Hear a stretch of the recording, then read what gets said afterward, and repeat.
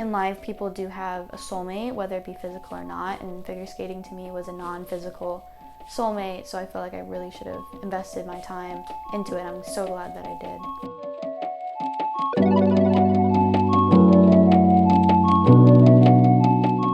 Hi, I'm Tabatha Tarafa and I'm a figure skater. Tabatha to me is a dedicated figure skater, someone that puts myself not into anything else but what I do on the ice. I started skating around 4. I went to the rink for a birthday party, but I don't think I really got into skating until I was probably around like 5 or 6. I think I really found out I wanted to be a figure skater and I got into my work more heavily was a few years after I first started, but it really didn't get more intense until like 10 when I started competing for the first time. I figured out that there wasn't enough time in the day for me to go to school, get out of school, rush to practice, go home, do homework. And realistically, I was traveling every 2 weeks. I could be 5 days in New York, I could be overnight in Utah. So there was really no realistic way I could go to school full-time and train full-time, so I had to obviously get rid of school. And that's when I became homeschooled. I stepped away from going right to school. I never went to middle school or high school. I just continued for virtual school up until the point I graduated. Usually when I tell people I figure skate or they ask what I do, their initial reaction is kind of not sure if they should be like, oh, that's cool, or, you know, kind of dismiss it. It's kind of 50-50 all the time. Usually people are kind of intrigued by it because it is a taboo. It's not super orthodox at all. I mean, we're in South Florida, it's West Palm Beach.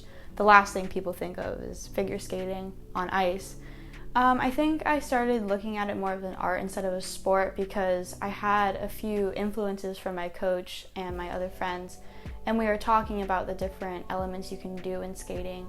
So we have classical music you can skate to, you can skate to Spanish music, you can skate to even hip hop if you wanted. So it's not just this boring, drill like a sport of like football or soccer where it's just one thing. We have so many different elements we can incorporate, and it's not just, we're doing a sport, we have a start and stop time. There's elements and emotions and feelings put into every second of a program. And an artist, for example, a painter, has a medium of a paintbrush and canvas. Instead of having a physical paintbrush in my hand, my body is my paintbrush and the canvas is my ice. I draw on the ice with my blades, with my body, my lines, and everything else. So art, you have the ability to express anything you want. It could be your struggles, it could be your happiness, it could be anything that your heart desires or wish to put out there. So when I figure skate, I tell myself, what do I want the people to see? Like, what do I want them to look at me performing and see? Do I want them to see a sad classical piano music about a struggling, sad person, or do I want them to see a cha-cha dancing, lively, excited person? Say if I'm at a point in my life that I'm really struggling at home or in school or with like any relationships, whether it be with a significant other or a friend, I can take that sad, pent-up anger and emotions and put it out on the ice. Same thing with how people rap. You hear rap, it can be the old school, fun, upbeat stuff, or it can take a more serious turn and talk about the real life problems. People are dying, people are starving, people are, going through it. So I feel like that's so important. That's literally what makes art art. It's not a black and white scene. We have every color of the rainbow present in the art community, and all those colors represent emotions or feelings, and we can put all of those colors onto a canvas or onto ice or into a photo or into a song, and that just makes things so much more beautiful and more like personal and intimate. When I skate, I kind of don't really think of anything in a sense. When that music starts, I kind of black out. I don't really remember anything that happens until I get off the ice. My brain goes off and I just let my body do what it knows it has to do. My dad is Cuban. He was, born and raised in Cuba. And so growing up, I was always listening to any type of Spanish music, whether it be fast hit, or it be like bachata type of music. So definitely when I make a program, the first thing I look to is Spanish music, just because I not only do I think of my dad and get more like excited about it, but it's just like the beats and like the roots that I have and the connections I have makes it easier to like relate to the song and put on a better performance. I skated to a melody of Santana I did Black Magic Woman and Oyo Como Va. I skated to a Aerosmith compilation one year. I did the Walk This Way song, but the Run DMC rap version, which kind of got me in a little bit of trouble. I got a little bit of a citation on my judge sheet when they calculate my scores. I've gotten a few costume violations for being a little bit too risky and out there, provocative, but I mean, it's all part of it, and it's just one of those things where I know what I'm here to do, and I know that I had this vision of skating to that song and wearing this costume, so I'm not gonna let one person decide that I have to conform to this giant stage of ballerinas and prim and properness. Like, I'm still my own person. I'm still Tabatha. I'm still gonna skate how I want, dress how I want, act how I want. That's, at the end of the day, is important. I think the most exciting or exhilarating part of my skating career was I had this figure skating coach come up to me, and I didn't know who he was. He was just kind of new at the rink, and I come home and I tell my mom, hey, there's this new coach at the rink. She said, yeah, I got a phone call. The owner of the rink called him in for you. And I was like, what are you talking about? And he said he wants to move down here, and he asked if there's any good skaters in the area, and the owner of the rink actually mentioned my name, which was really sweet. She could have mentioned anyone, but she said, yes, we do have a figure skater here. You should meet her. And I had a few lessons with him, and he said, I want you to be my student. And at the time, I already had coaches, so I was like, well, I don't, like, what do you mean? He's like, I live in New Jersey right now, and I want you to be under my name.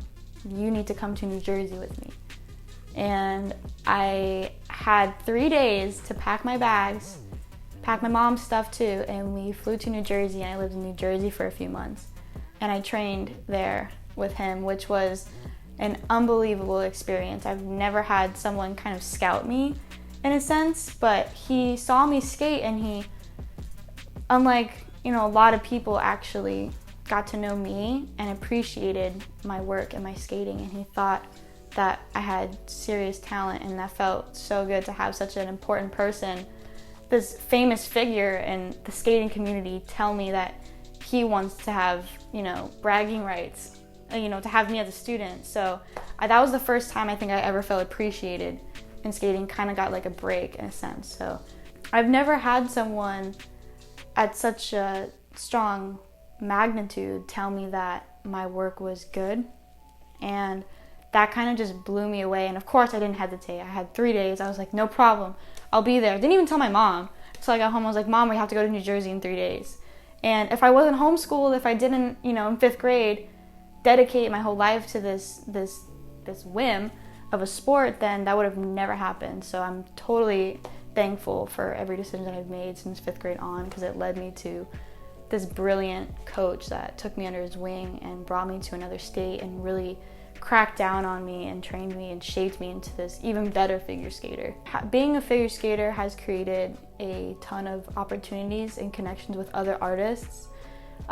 It's difficult to find people that understand, but at the same time it makes things more interesting and more fun because I'm teaching them about it.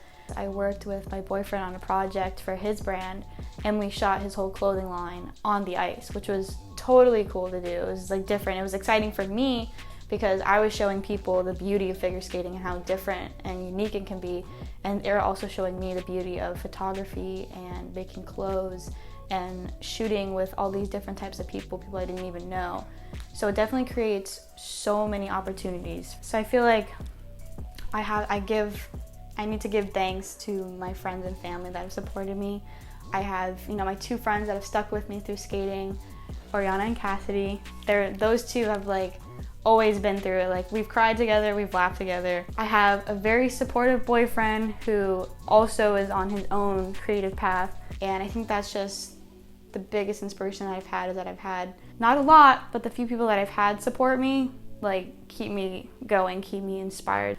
I will remember everyone that's been through every chapter of my life, and they deserve to be wherever I'm at in the future too.